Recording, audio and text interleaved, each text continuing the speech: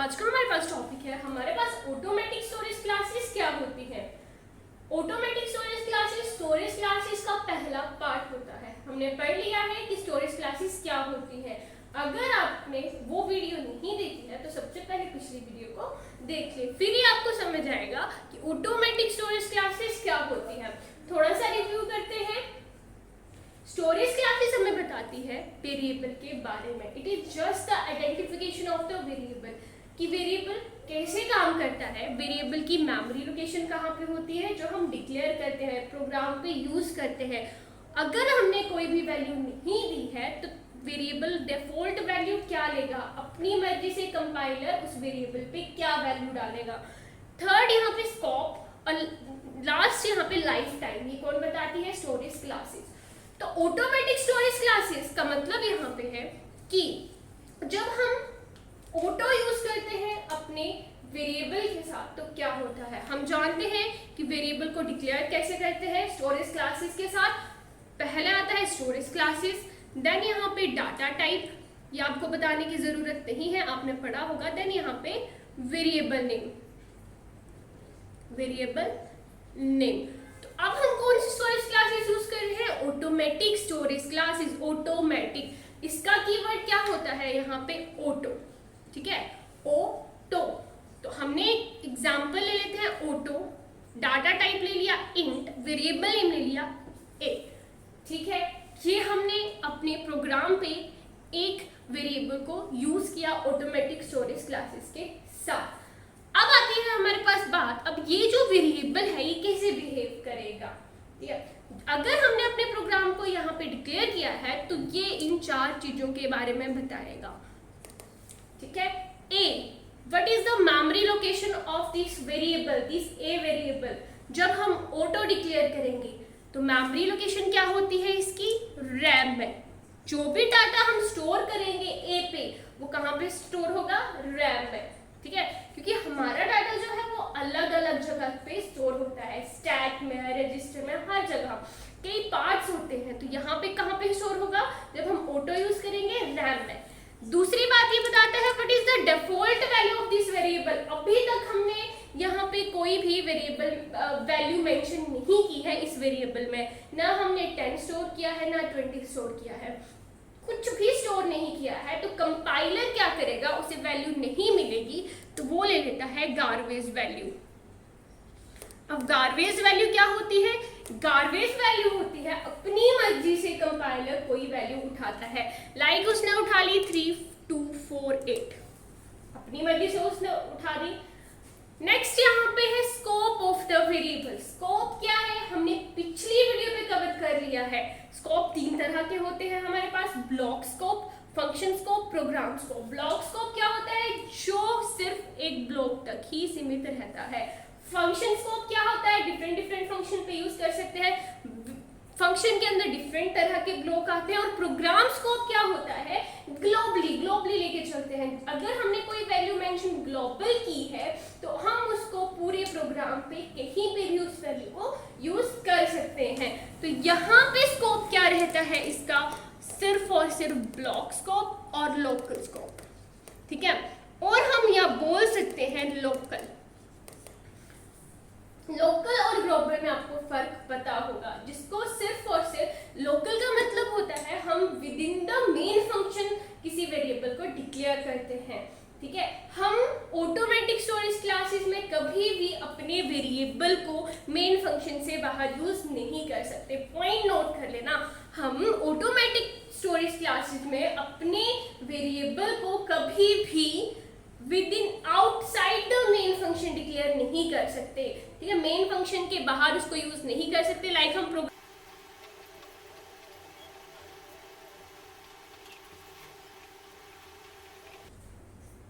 तो गाइस हमने एक छोटा सा प्रोग्राम बनाया है। सबसे पहले समझते हैं कि प्रोग्राम बनाया क्या है हमने।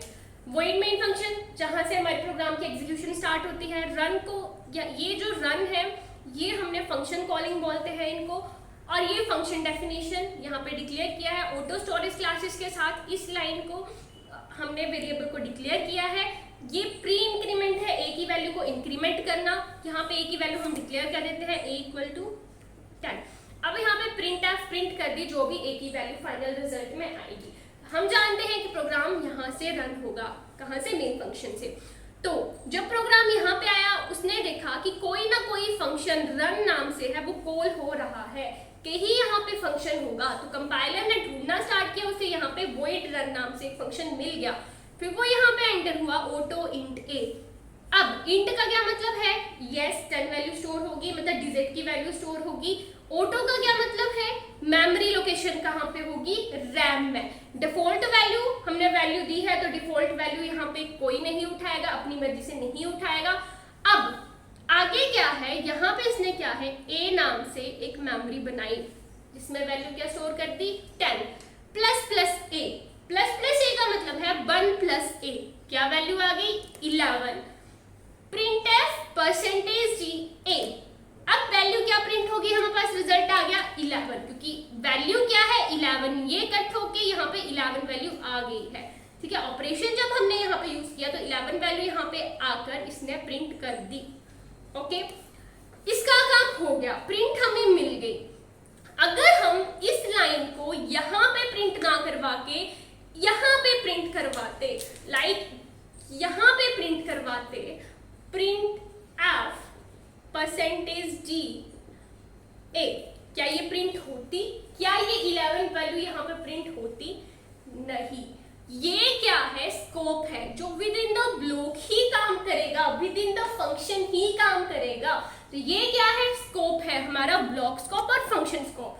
प्रोग्राम स्कोप ये नहीं है, तो ये क्या है हमारे पास, स्कोप का मतलब समझ के। अब लाइफ टाइम का मतलब समझाती हूँ। अब क्या होगा, इसका काम हो गया इसका काम। कंपाइलर अब सेकंड रन पे जाएगा तो देखेगा इसने फिर से जो है इस फंक्शन को कॉल किया है, रन नाम के फंक्शन को कॉल किया है। फिर से यहाँ पे जाएगा auto int a equal to 10। अब सवाल ये है, हमने पहले a इक्वल टू 10 कर लिया है, क्या यहाँ पे फिर से ये मेमोरी बनाएगा या नहीं।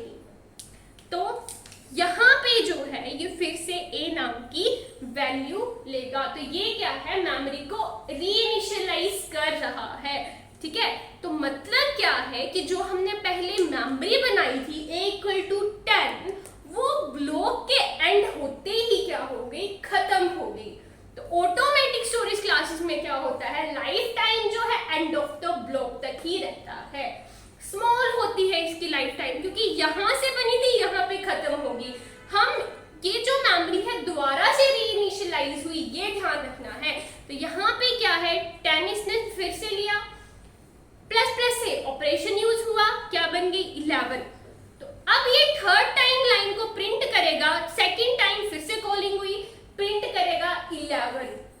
ठीक है, ये इसका यहाँ पे मेरे को समझाना था कि लाइफ टाइम का मतलब क्या होता है, मेमोरी जो है दोबारा बनी। ओके, फिर क्या हुआ, इसका काम भी खत्म हो गया। अब ये फिर से क्या, रन नाम के फंक्शन में इसने देखा कि फिर से कॉल की है, फिर से कॉल की, तो ऑटो इंट ए क्या बनेगा, मेमोरी रीइनिशियलाइज होगी, क्योंकि पिछली जो मेमोरी थी वो क्या हुआ, एंड ऑफ द ब्लॉक तक ही खत्म हो गई थी, लाइफ टाइम स्मॉल था। तो यहाँ पे a इक्वल टू 10 फिर से बनी, ऑपरेशन यूज हुआ, फिर से एक इंक्रीमेंट वैल्यू हुई और प्रिंट कर दी इसने अगेन 11। ठीक है, आई होप आपको लाइफ टाइम और स्कोप में डिफरेंस पता चल गया होगा। स्कोप क्या था, हम इस a की वैल्यू को इसके बाहर प्रिंट नहीं कर सकते, और ये जो हमने ऑटो इंट यूज किया है इसको हम मेन फंक्शन से बाहर डिक्लेयर नहीं कर सकते थे, क्योंकि इसका सिर्फ लोकली मेथड होता है। यहाँ पे इंट ए हम इसको डिक्लेयर नहीं कर सकते थे। वॉइड मेन फंक्शन से अंदर यहाँ पे ये डिक्लेयर हो सकती थी, लेकिन यहाँ पे ये डिक्लेयर नहीं हो सकती थी। तो स्कोप क्या है इसका, लोकली स्कोप है। यहाँ पे लिख देती हूँ, स्कोप क्या होता है, लोकली स्कोप होता है। ठीक है, लाइफ टाइम क्या होती है, एंड ऑफ द ब्लॉक तक ही, मींस एंड ऑफ ब्लॉक, या बोल सकते हैं हम स्मॉल होती है, या फिर मेन मेमोरी को ये रीइनिशियलाइज करता है। रीइनिशियलाइज, यहाँ पे जो मेमोरी है वो बार बार रीइनिशियलाइज हो रही थी।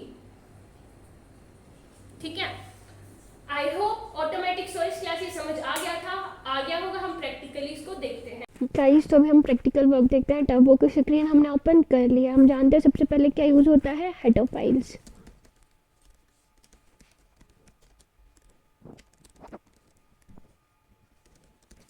ये हमने हेडर फाइल इंक्लूड कर ली है। अभी उसके बाद हम जानते हैं कि हमारी प्रोग्राम की एग्जीक्यूशन वॉइड मेन फंक्शन से स्टार्ट होती है। अब हम देखते हैं सबसे पहले कि ऑटोमेटिक स्टोरेज क्लासेस में अगर हम कोई भी वेरिएबल पे वैल्यू यूज़ ना करें तो क्या डिफ़ॉल्ट वैल्यू आती है। तो हम क्या करते हैं, ऑटो इंट ए वैल्यू मेंशन नहीं करेंगे और वैल्यू को प्रिंट करवाएंगे। तभी पता चलेगा कि कंपाइलर जो है क्या वैल्यू उठाता है। तो the value of A is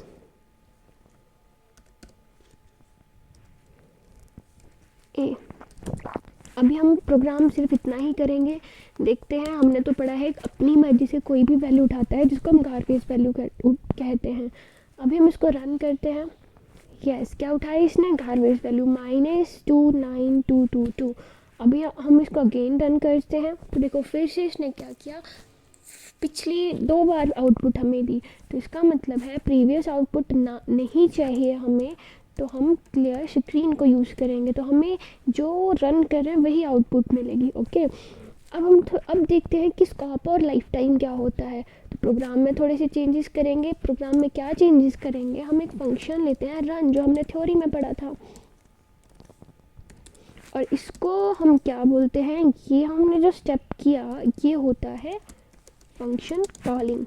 ये तीनों स्टेप फंक्शन कॉलिंग है। जब हम फंक्शन को यूज़ करते हैं हमारे लिए 3 चीज़ें इंपॉर्टेंट होती है, फंक्शन कॉलिंग, दूसरा क्या होता है फंक्शन डेफिनेशन, फंक्शन डिक्लेरेशन बहुत इंपॉर्टेंट होता है। रन हमने अपनी मर्जी से दिया है, ये हमने डिक्लेयर कर दिया। जैसे हमने यहाँ पे ए वेरिएबल डिक्लेयर किया था, वैसे ही हम वॉइड के थ्रू हमने रन नाम के फंक्शन को जो हमने यहाँ पे यूज़ किया है उसको डिक्लेयर यहाँ पे क्या किया, डिक्लेयर कर दिया। मैं यहाँ पे लिख देती हूँ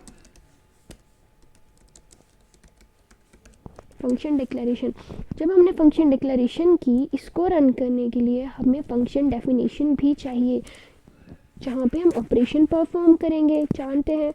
तो हमने क्या किया, ऑटो के थ्रू इंट ए को वैल्यू दे दी 10, ऐसा ही पढ़ा था थ्योरी में, और हमने यहाँ पे ऑपरेशन लगा दिया 1 + a। ठीक है, ऐसे भी लिख सकते हैं 1 + a और ++ a भी, ये प्री इंक्रीमेंट यूज़ किया है। अब हम ए की वैल्यू को प्रिंट करवाएंगे, %t ए यहाँ पे करवाया और यहाँ पे दे देती हूँ न्यू लाइन। अब ये क्या है, सिर्फ इतना सा ऑपरेशन है। इससे क्या होगा, कंपाइलर यहाँ पे ये काम तो हमने देख लिया है कि क्या है, इतना काम हमने देख लिया है। ठीक है, जहाँ पे हमें पता चला कि गारबेज वैल्यू हमें मिल रही है, कौन सी वैल्यू, गारबेज वैल्यू। अब इसका काम देखते हैं, इस पोर्शन का। एक बार रन कॉल होगा तो कंपाइलर यहाँ पे जाएगा, फिर एक इंक्रीमेंट करेगा, 11 प्रिंट करेगा, फिर यहाँ पे जाएगा, फिर देखना है मेमोरी को रीइनिशियलाइज करता है या नहीं।